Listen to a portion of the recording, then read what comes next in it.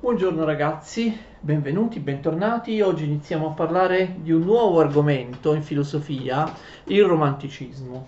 Cercherò di essere sintetico, anche perché il romanticismo ci serve soprattutto come punto d'appoggio per poi studiare i tre idealisti tedeschi, Fichte, Schelling e Hegel, che sono idealisti ma sono anche romantici. Infatti si parla di idealismo romantico, soprattutto nel caso di Fichte e Schelling, mentre invece Hegel, come vedremo, si distaccherà maggiormente dal romanticismo. A noi interessa soprattutto il romanticismo filosofico, perché parliamo di filosofia, e in particolare il romanticismo tedesco, perché è quello che nell'ambito della filosofia ha maggiore importanza rispetto al romanticismo italiano, al romanticismo francese, al romanticismo inglese. Tuttavia diremo qualcosa anche del romanticismo in generale. Il termine romanticismo è nato forse nel 600, nel 700 in Inghilterra e designava in realtà i romanzi fantastici, i romanzi dove c'era il fiabesco, il fantastico, il meraviglioso, d'accordo? Però poi ben presto la parola romantico iniziò a indicare qualcosa che avesse a che fare con il sentimento. Romantico è ciò che mette in primo piano il sentimento. Quindi il romanticismo è quell'atteggiamento di chi si occupa del rompere del sentimento e che dà molta importanza al sentimento, alla passione, magari anche più importanza al sentimento e alla passione piuttosto che alla ragione, anche come veicolo di ricerca del vero filosofico. Il romanticismo ha degli antesignani in pieno Settecento. Il romanticismo si sviluppa tra la fine del Settecento e l'inizio dell'Ottocento. In realtà però vi sono forti anticipazioni già nel Settecento. C'è addirittura, come il famoso critico francese Starobinski, persone che sostengono che il vero romanticismo, almeno in alcuni paesi come in Francia, sarebbe stato precedente al romanticismo tedesco e sarebbe stato tutto interno all'illuminismo. Cioè, secondo Starobinski, i veri romantici in Francia, o comunque i primi romantici, sarebbero stati Diderot e Rousseau. Ci sono quindi molte interpretazioni diverse. Di solito si parla del romanticismo come un elemento di rottura e di completo superamento dell'illuminismo. È un luogo comune, romanticismo e illuminismo si pervadono a vicenda, hanno anche delle cose in comune. Non è assolutamente vero che l'illuminismo pensava alla materia o alla natura come meccanica o come morta, o che l'illuminismo non desse importanza al sentimento. Abbiamo visto, io ho citato due casi proprio di Diderot e Rousseau, due grandi illuministi francesi che invece avevano molte cose in comune con il romanticismo. Voi direte, vabbè, di Rousseau lo sappiamo, però per Diderot è una sorpresa. Ma se si analizza il materialismo, certe forme di materialismo settecentesco, di materialismo illuministico, non più cartesiane, non più meccanicistiche, vediamo che nell'illuminismo, proprio appunto in Diderot per esempio, si afferma un materialismo vitalistico, un materialismo panteistico, in cui si ipotizza che tutta la materia, almeno potenzialmente, pensi. Quindi attenzione, è un po' un luogo comune dire l'illuminismo è fredda astrazione della ragione, eccetera, invece il romanticismo è le rompere delle passioni turgide, forti e così via. È un po' veramente un luogo comune. Comunque le anticipazioni del romanticismo sono rappresentate in primis da un movimento come lo Sturm und Drang, un movimento tedesco, Sturm und Drang. Lo Sturm und Drang, diciamo, si afferma più o meno tra il 1770 e il 1780, d'accordo? Sturm und Drang significa tempesta e impeto, oppure tempesta e assalto, da un punto di vista proprio letterale, però si può tradurre con un'endiadi come impeto tempestoso, d'accordo? Come tempesta di sentimenti o qualcosa del genere. Ovviamente il manifesto dello Sturm und Drang, tutti lo conoscono, è rappresentato dal romanzo epistolare di Goethe I dolori del giovane Werther del 1774. Goethe. Lo Sturm und Drang chi sono i massimi rappresentanti dello Sturm und Drang? Goethe, ma anche il suo amico Schiller, ma anche personaggi molto importanti come Herder o come Jacobi, soprattutto nella loro iniziale giovanile produzione poetica. Altre figure sono di minor rilievo, infatti diciamo che nel momento in cui Goethe si trasferisce a Weimar nel 1775, un anno dopo aver pubblicato I dolori del giovane Werther, lo Sturm und Drang già è in declino, perché personaggi come i più importanti dello Sturm und Drang, come Goethe, Schiller, Herder o Jacobi, vi aderirono soltanto in gioventù, vi aderirono fino a un certo punto, poi si allontanarono, d'accordo? Scelsero o il tradizionalismo cristiano o comunque un romanticismo di stampo fortemente religioso e conservatore, oppure come Goethe e Schiller una sorta di neopaganesimo classicista, d'accordo? Quindi gli stessi Goethe e Schiller, dopo aver animato lo Sturm und Drang, diventeranno molto critici nei confronti del romanticismo, non tanto dei temi del romanticismo, ma quanto dei personaggi, della personalità, del loro modo di vivere, e si avvicineranno al classicismo. Questo lo vedremo dopo.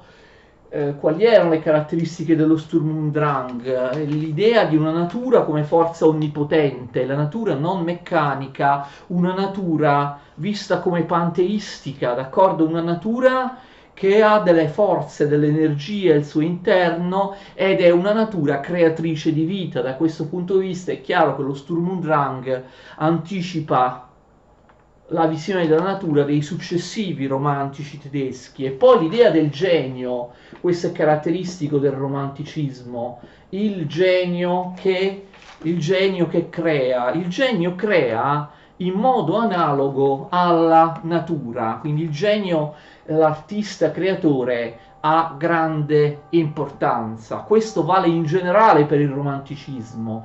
Il romanticismo esalta l'artista, esalta il poeta, a volte pensa che l'artista, il poeta, il genio possa conoscere meglio del filosofo, possa arrivare alla verità, possa comprendere la realtà meglio della filosofia, oppure meglio della scienza sperimentale. Per questo ovviamente il romanticismo non è soltanto un movimento filosofico, è anche un movimento culturale che si esprime attraverso l'arte, attraverso la poesia, attraverso la scultura, l'architettura. A scuola si studiano i poeti romantici inglesi, perché si studia di solito letteratura inglese, no? Come lingua e letteratura straniera, quindi i vari Keats, Shelley, Wordsworth, Coleridge, eccetera. A scuola si studiano anche pittori romantici, come per esempio Friedrich, che appunto era un pittore tedesco. Quindi non è solo un movimento filosofico, è un movimento che ha a che fare con tanti aspetti della cultura. Anche l'illuminismo in parte era così, però forse il romanticismo ancora di più. Perché? Perché il romanticismo mette proprio al centro l'opera d'arte e l'artista creatore. Quindi il romantico, molto spesso lo stesso filosofo romantico è contemporaneamente un filosofo e un poeta. Questo è più difficile che insomma avvenisse nell'illuminismo, perché l'illuminismo, non che l'illuminismo non si occupasse dell'estetica, dell'opera d'arte, del bello, del sentimento, dell'emozione artistica, però magari l'illuminismo non metteva queste cose al centro della riflessione filosofica, non pensava che attraverso l'arte si giungesse alla verità meglio della filosofia, invece spesso la filosofia romantica lo pensa. Quindi stiamo parlando dello Sturm und Drang, personaggi come Goethe e Schiller non erano cristiani, tendevano a una sorta di paganesimo, di panteismo neopagano. Nello Sturm und Drang si sostituisce al deismo, la religione razionale, no, filosofica dell'illuminismo, un altro tipo di sentimento religioso, il panteismo, qualcosa di vitalistico che muove, fa generare la natura. Tipico dello Sturm und Drang è l'esaltazione del sentimento forte, delle passioni forti, delle passioni impetuose, delle passioni che strabordano in maniera appunto anche violenta. E tutto questo viene chiamato anche titanismo. Abbiamo un titanismo paganeggiante in Goethe e Schiller, un titanismo invece più vicino al cristianesimo in altri autori. Lo Sturm und Drang è stato preceduto dalla poesia ossianica, sorta di poesia gotico, macabra in Inghilterra, tant'è che molti sostengono che il romanticismo in qualche modo sia nato in Inghilterra prima ancora che in Germania. James Macpherson,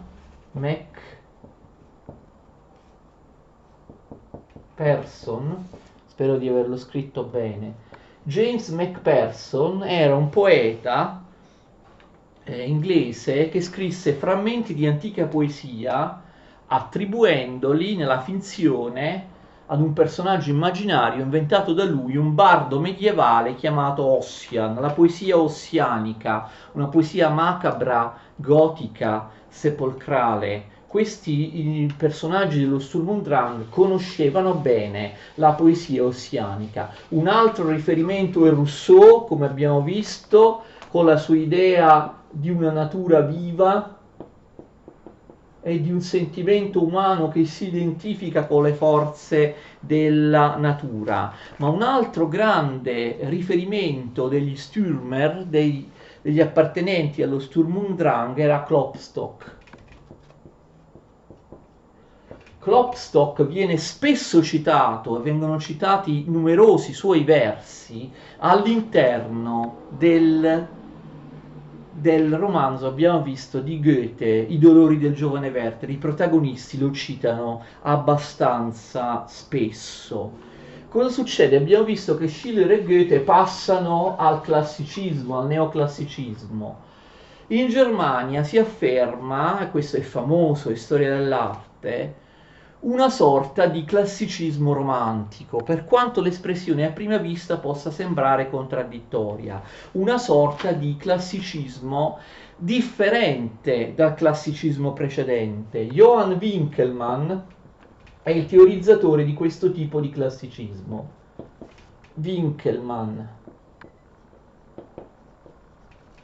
Johann Winckelmann, questa è una K, voleva recuperare le opere del mondo classico, lo spirito del mondo classico, soprattutto del mondo greco. Sarà la grecità più che la latinità a influenzare il romanticismo tedesco.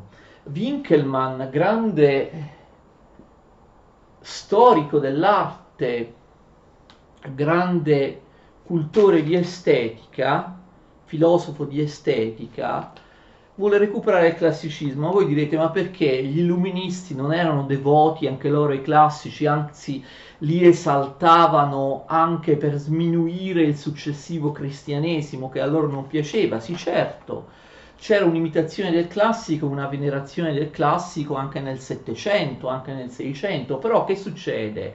I romantici tedeschi o i neoclassici tedeschi come Winckelmann accusano l'illuminismo, il Settecento, di aver in qualche modo venerato il classico, venerato le opere classiche, lo spirito della classicità soltanto in maniera passiva, cioè imitandole, d'accordo?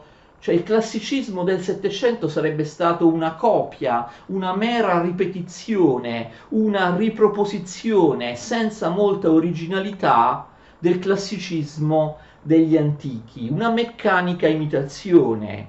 Questo ovviamente è quello che dice Winckelmann, ma poi si potrebbe anche obiettare qualcosa. Invece Winckelmann e questi nuovi classicisti, neoclassicisti tedeschi, appartenenti al neoclassicismo tedesco, sostengono che bisogna avvicinarsi all'Ellade e ai suoi prodotti spirituali e culturali, o al classico in generale, in un modo nuovo, cioè non semplicemente imitandolo, attenzione, ma facendolo rinascere, vedendolo con occhi nuovi, non soltanto replicandolo, promuovendo una rinascita del classico attraverso degli occhi moderni, ovviamente attraverso lo spirito tedesco, d'accordo? Quindi una sorta di palingenesi, di rinascita del classico che dà frutti più potentemente originali rispetto al classicismo precedente, perché è filtrato da una nuova sensibilità moderna, dalla sensibilità tedesca. Per questo nel caso di Winckelmann si parla di classicismo romantico. Questo classicismo ebbe molto successo. E quindi il classicismo romantico è anche quello di un Goethe, di uno Schiller. Goethe e Schiller abbandonano, diciamo, la caoticità dello Sturm und Drang, la caoticità, la sfrenatezza del sentimento dello Sturm und Drang, vi pongono un argine, vi pongono un contraltare, aderendo alle idee di Winckelmann, le idee di armonia, di misura, di equilibrio, di limite, di forma, tutte idee che Winckelmann proiettava verso il mondo greco, forse sbagliando, perché magari era un'interpretazione discutibile il fatto che, come ancora adesso a volte si pensa, il mondo greco abbia espresso serenità, armonia, forma perfetta, simmetria. Questa è l'interpretazione di Winckelmann e del neoclassicismo, appunto, di un Goethe che cercava appunto l'armonia, la misura. Poi però quest'idea del mondo classico è stata ampiamente criticata dopo anche da personaggi importantissimi come Nietzsche in un'opera apposita, no? La vedremo, la nascita della tragedia.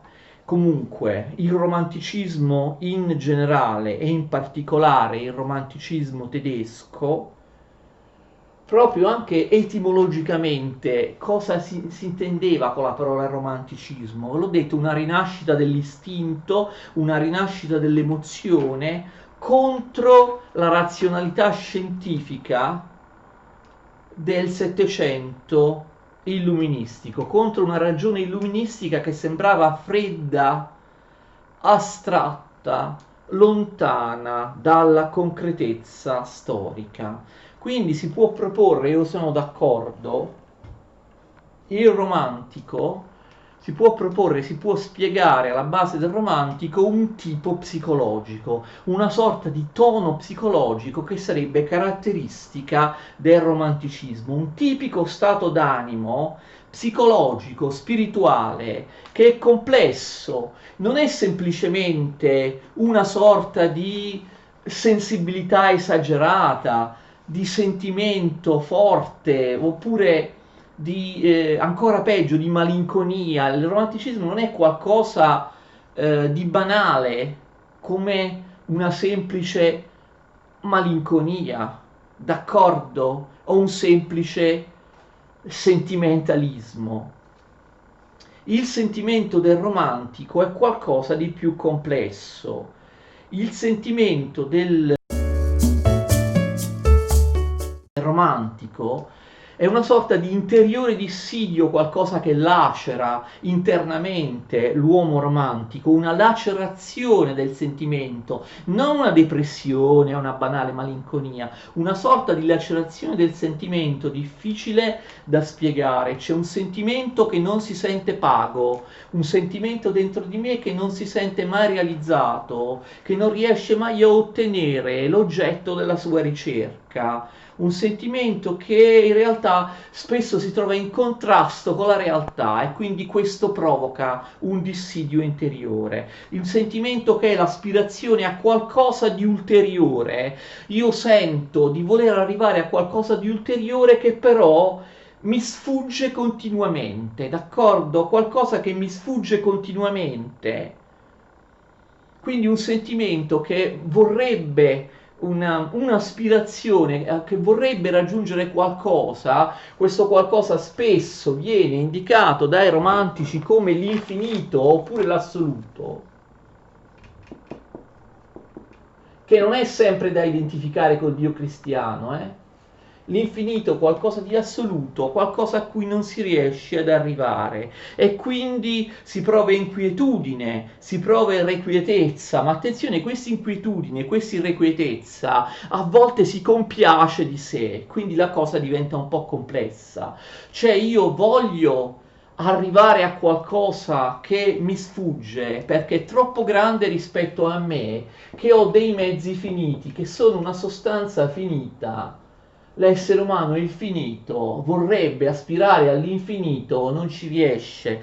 La tematizzazione del rapporto finito-infinito, l'impossibilità da parte del finito di conoscere, di arrivare all'infinito, è una caratteristica significativa, fondamentale del romanticismo. Quindi un'inquietudine, un'irrequietezza perché io voglio raggiungere qualcosa di infinito, qualcosa che va oltre me, però voglio raggiungerlo, ma forse non voglio, d'accordo? Non so se voglio raggiungere, quindi questo sentimento di irrequietezza, di inquietudine, di desiderio frustrato, è anche un sentimento che si compiace della sua frustrazione, che forse non vuole davvero arrivare all'infinito, quindi un sentimento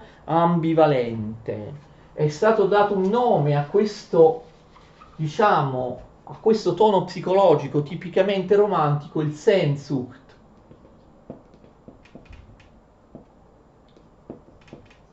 Sehnsucht,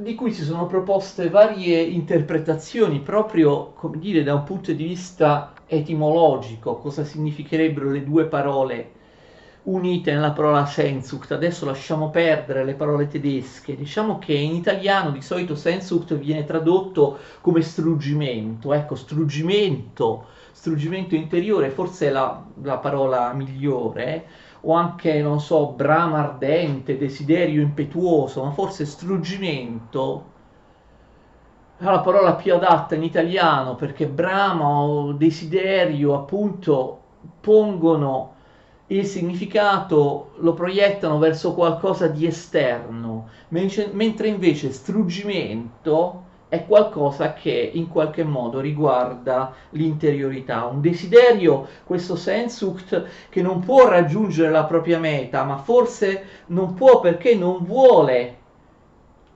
conoscere la propria meta, o forse non è in grado di conoscerla. È un desiderio irrealizzabile, un desiderio indefinibile, un desiderio che non può essere espresso con il linguaggio, l'idea dell'inesprimibile, di un sentimento che non si può definire a parole, è tipico del romanticismo.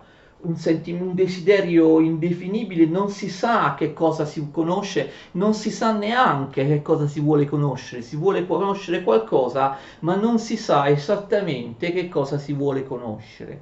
C'è una brama di infinito, un tendere continuo, uno sforzarsi verso l'infinito che è destinata questa brama a restare frustrata. Qui possiamo indicarlo con un altro termine tipicamente tedesco, Streben. Lo Streben è il tendere. Il tendere significa in tedesco tendere, Streben, tendere verso qualcosa che neanche si conosce, che non si sa neanche perché si desidera, qualcosa di infinito, però i mezzi umani sono finiti, d'accordo? Lo Streben è il famoso verbo usato nel Faust di Goethe. Faust, il protagonista, si salva in contrasto con la storia tradizionale di Faust, in contrasto anche con il cristianesimo, ma Goethe infatti vuole infrangere la teologia del cristianesimo. Perché si salva Faust pur avendo venduto l'anima al diavolo? Perché il Signore lo salva alla fine. Perché ha avuto tutta la sua vita, per tutta la sua vita, questo sentimento di Streben, di tensione continua verso la conoscenza. Altre caratteristiche del romanticismo tedesco. La natura, l'abbiamo visto, non è più considerata meccanica, ma come vita che crea eternamente. La natura è un grande organismo, una forza vitale, un uno tutto. Molti dei precedenti panteisti che avevano parlato di uno tutto, di integrazione di tutti gli esseri all'interno di un unico organismo cosmico, come per esempio Giordano Bruno, oppure anche Spinoza, su cui ci sarà però una diatriba, vedremo, saranno recuperati, valorizzati dal romanticismo. Un uno tutto, una totalità, si parla di senso panico. Pan in greco significa tutto, senso panico, quell'emozione, quel sentimento che si prova quando si identifica se stesso con la natura, quando ci si identifica con tutti gli altri esseri e in particolare con gli elementi della natura. Il genio, l'abbiamo visto, la creazione artistica, il genio replica la natura, il genio crea come la natura, il genio è la suprema espressione del vero e dell'assoluto, anche da un punto di vista filosofico. Questa è la grande novità. Un importantissimo poeta e filosofo tedesco, di cui parleremo con qualche dettaglio maggiore in seguito, Novalis, dirà: il poeta comprende la natura meglio dello scienziato. Poi abbiamo visto che però in merito al panteismo, al vitalismo della natura, abbiamo già visto, non è vero che il Settecento illuministico rifiutava queste idee, quindi bisogna stare molto attenti. Invece ci sono idee del romanticismo, le prossime che sto per dirvi, che sembrano davvero in antitesi con l'illuminismo. E in particolare la religione. Ricordate che l'illuminismo aveva messo sotto accusa, aveva criticato la religione, non sempre tutte le religioni, non tutti gli illuministi erano atei, anzi moltissimi, tra i più celebri anche, erano deisti, no? Ma appunto la loro religione era una religione naturale di un Dio filosofico che poteva essere trovato solo attraverso la ragione, una religione intellettualistica, una religione compatibile con la nuova scienza. Il deismo invece, il romanticismo non solo rivaluta la religione come l'arte può essere lo strumento per creare un nesso tra finito e infinito, ma per religione intendono qualcosa di molto diverso rispetto a quella dell'illuminismo, una religione, scusate, basata sul sentimento, una religione che vedremo spesso somiglia o si identifica con l'arte. Viene rivalutata la religione anche da un punto di vista storico. Molti romantici accusano gli illuministi di essere antistorici, di voler fare tabula rasa, di voler eliminare la religione, gli usi, i costumi, le tradizioni in base ad una verità scientifica. Secondo i romantici questo non è possibile. La religione, come gli usi, i costumi, le tradizioni, spesso appunto abbiamo visto religioni, usi, costumi, tradizioni fortemente criticati dagli illuministi come vecchie superstizioni tipiche di età buie, di barbarie che si devono superare. Invece, secondo i romantici, sono le creazioni più importanti dell'uomo, quindi non si può abbandonare la storia dell'uomo, anche la storia di periodi come il Medioevo, tradizionalmente infangati dall'illuminismo. Quindi c'è da parte del romanticismo una rivalutazione della storia, della tradizione, ma anche delle origini, d'accordo? Le origini dei popoli e così via. In particolare proprio il Medioevo, che agli illuministi di solito non piaceva, viene rivalutato. Il Medioevo è proprio l'epoca della religione, d'accordo? Ehm, Un'epoca dove ancora non si era affermato l'intellettualismo e la scienza moderna. La rivalutazione però riguarda anche, e su questo si potrebbero appuntare molte critiche, anche la patria, il sentimento nazionale, capite? Rivalutare la famiglia, rivalutare la tradizione, i propri usi e costumi, quelli delle origini, quelli di tanto tempo fa, ma rivalutare anche la patria, il sentimento nazionale. La patria veniva chiamata Heimat, che è un po' come home in inglese, quindi Heimat in tedesco significa patria, ma significa anche casa, la patria come suolo, come territorio, che è la dimora ancestrale di un popolo, con tutte le conseguenze però nazionalistiche che purtroppo deriveranno. Mentre l'illuminismo era un movimento cosmopolita, e il romanticismo tende a essere un movimento che rischia di chiudersi nelle piccole patrie, di contrapporre popolo contro popolo. Non che questi elementi di tradizionalismo spingessero i romantici a rifiutare la libertà o la libertà dell'individuo, anzi molti romantici parlano fortemente di libertà. La libertà per loro è l'esplosione del sentimento, ma la libertà è anche una libertà che si deve condividere con il proprio popolo. Tuttavia alcuni di questi romantici si accorsero anche della pericolosità e del possibile appunto nazionalismo esasperato di queste idee.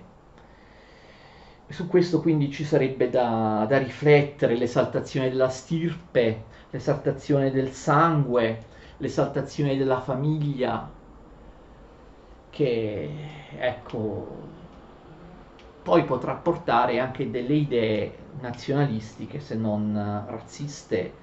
L'esaltazione della famiglia, del proprio sangue, della propria stirpe è molto forte nei romantici, anche nei romantici più moderati come gli inglesi, che non erano duri e puri come i tedeschi. Per esempio prendete un personaggio come Byron.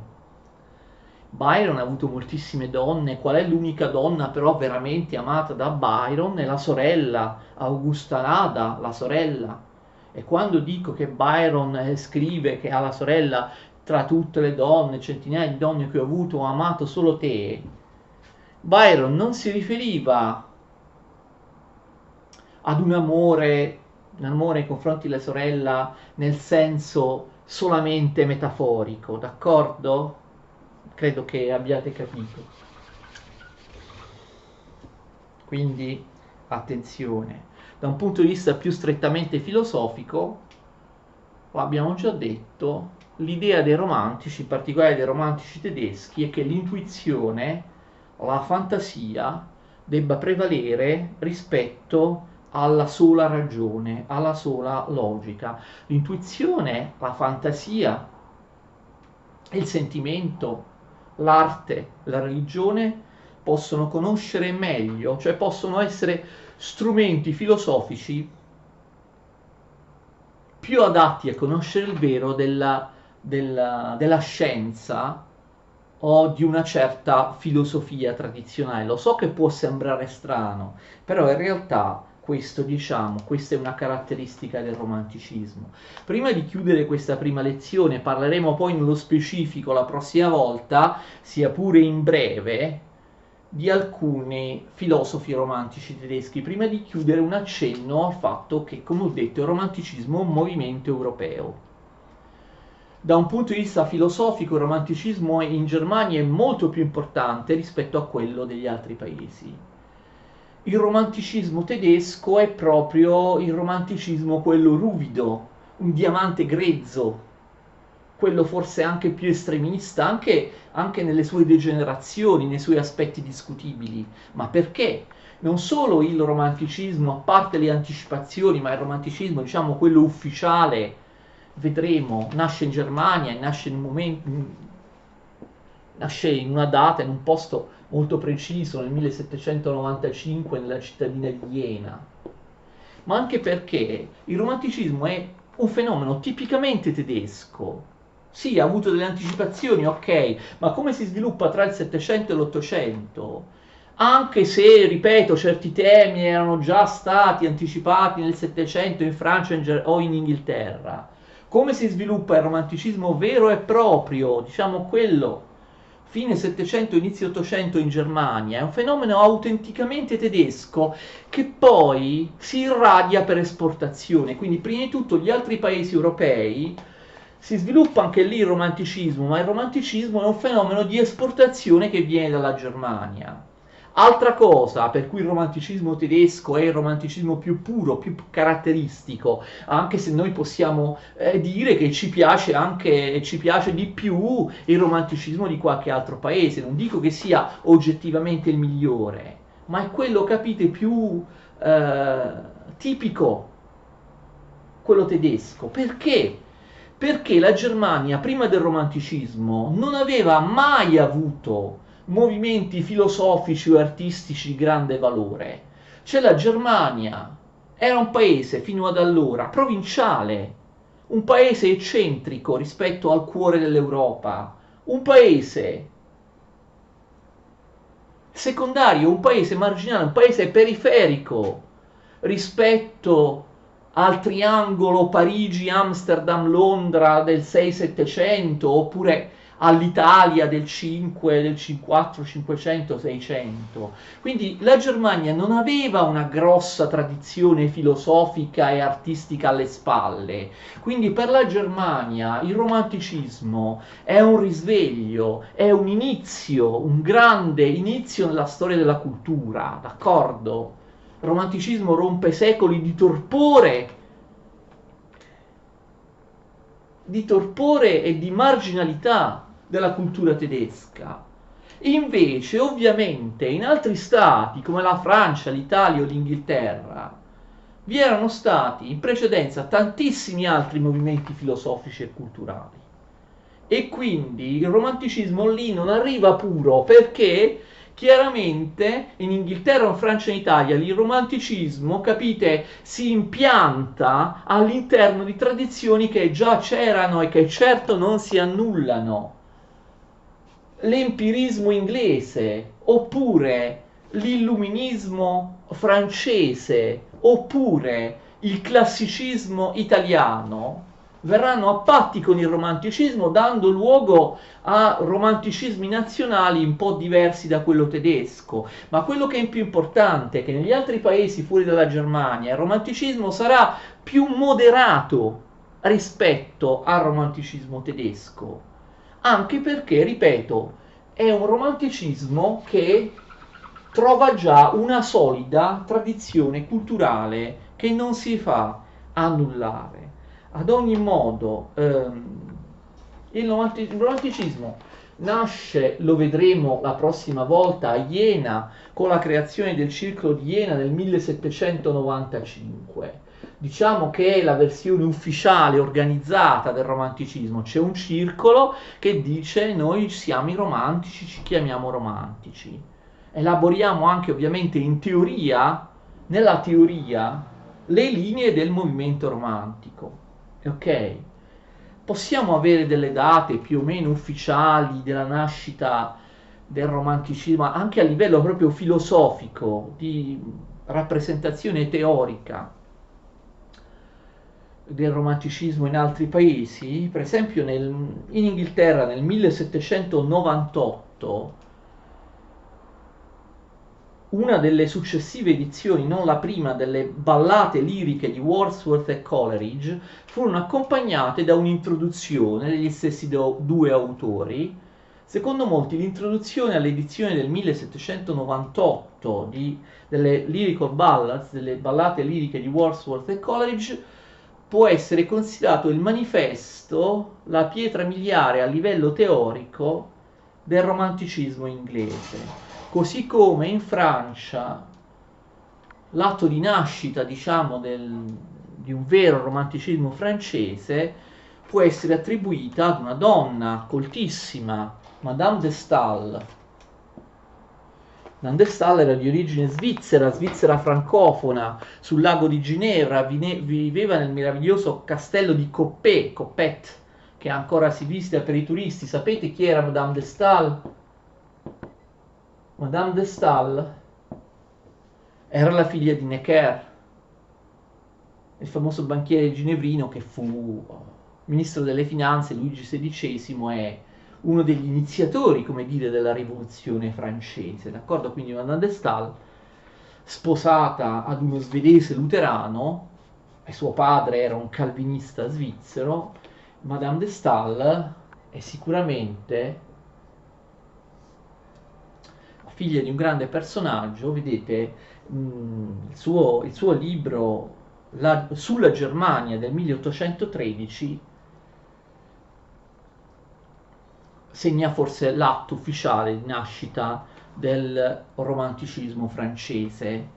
Comunque Madame de Staël, vedete, a differenza della maggior parte dei francesi, però era di origine svizzera. Madame de Staël era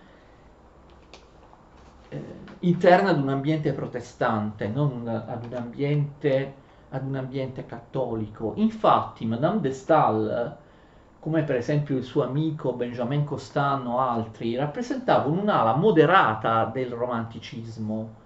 È un romanticismo che in politica voleva un sistema liberale, un sistema liberale moderato, d'accordo? Quindi era un romanticismo anche compatibile con la democrazia, con il progresso. Cioè Madame de Staël, il suo amico di tante avventure, Benjamin Constant, dissipatore, personaggio molto interessante, erano sostenitori della democrazia, della libertà, dei diritti dell'individuo. Quindi vedete, non è vero che tutti i romantici erano fanatici, adoratori di qualche divinità medievale nordica tedesca e volevano la distruzione della scienza, di tutto ciò che è moderno. Non è proprio così. Ripeto, magari qualche tedesco pensava così, di quelli proprio più esaltati, di quelli proprio romantici, abbiamo visto grezzi puri. Però vedete che al di fuori della Germania già le cose non erano così. Personaggi, per esempio in Inghilterra c'era una grande tradizione democratica, empiristica. Non è che adesso i romantici inglesi diventano dei pagani che vogliono distruggere la democrazia. È assurdo. Byron amava Rousseau, però amava anche Voltaire. Era un democratico che si batté per i diritti dei più deboli all'interno della Camera dei Lord inglesi, così come per esempio un personaggio come Keats era un panteista, però comunque un panteista moderato, molto influenzato dall'empirismo inglese. Per esempio un personaggio come Shelley, il mio personalmente il poeta inglese romantico che preferisco. Sapete che Mary Shelley, sua moglie, scrisse Frankenstein, il mostro di Frankenstein, il famoso romanzo gotico. Shelley, che venne a morire in Italia, no? Shelley era ateo, scrisse anche un libro a favore dell'ateismo, quindi altro che religiosità forte, panteistica dei romantici. Shelley, poeta romantico inglese, era ateo. era ateo di tradizione anarchica. Quindi attenzione, vedete che negli altri paesi il romanticismo si presenta con caratteri più moderati e chiaramente più rispettosi delle tradizioni culturali di ciascuno di questi paesi, che non è la Germania. In Italia, io no, guardate, non ruberò certo il lavoro ai professori e alle professoresse di italiano. In Italia si discute su quale sia stato il vero romanticismo. Manzoni era romantico oppure no, Leopardi era romantico. Io dico no. Magari i veri romantici italiani sono stati personaggi apparentemente minori, come per esempio Bercé, la lettera semiseria di Grisostomo, no? Di Bercé, è una delle prime opere del romanticismo italiano. Comunque si discute sul romanticismo italiano, sull'effettiva portata del romanticismo italiano, un paese, l'Italia, che letterariamente era davvero prigioniero, anche da un punto di vista linguistico, del classicismo. Parliamo la prossima volta dei più importanti filosofi romantici tedeschi, a partire ovviamente da quelli che danno al romanticismo una veste ufficiale, cioè i fondatori del Circolo di Iena nel 1795. Alla prossima!